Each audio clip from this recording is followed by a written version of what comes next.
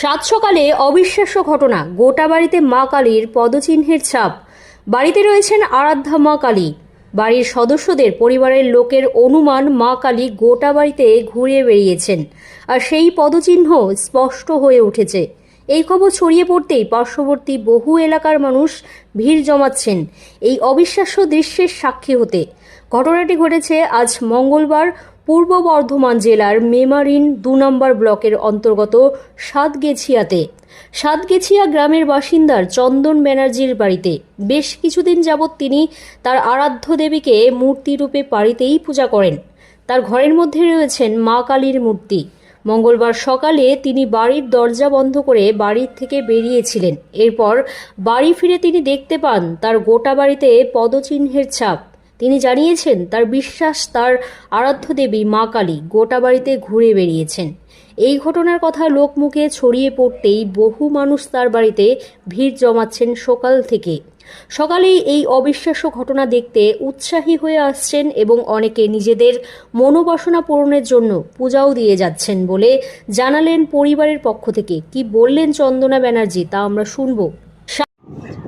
আপনার নাম?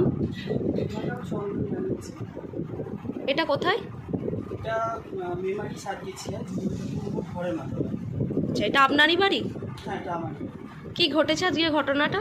ঘটেছে বলতে আজকে ভোরবেলা যখন আমরা উঠি তখন আমার বাড়ির বেশ কিছু জায়গায় একটা বাচ্চা মেয়ের পায়ের ছাপের মতন দেখা যাচ্ছে, যেটা দেখলে স্পষ্ট বোঝা যাচ্ছে অনেকটাই যে একটা বাচ্চা মেয়ের পায়ের ছাপ।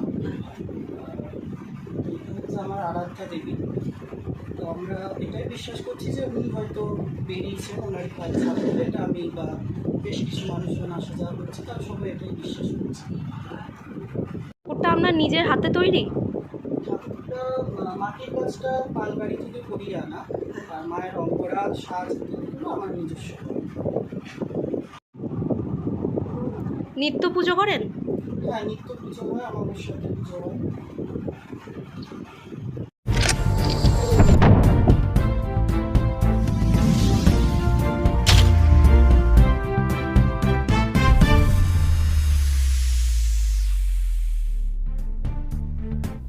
এই অনুষ্ঠানে বক্তাদের মতামত নিজস্ব। তাদের বক্তব্য বা মতামতের জন্য চ্যানেল কর্তৃপক্ষ কোনোভাবে দায়ী নয়।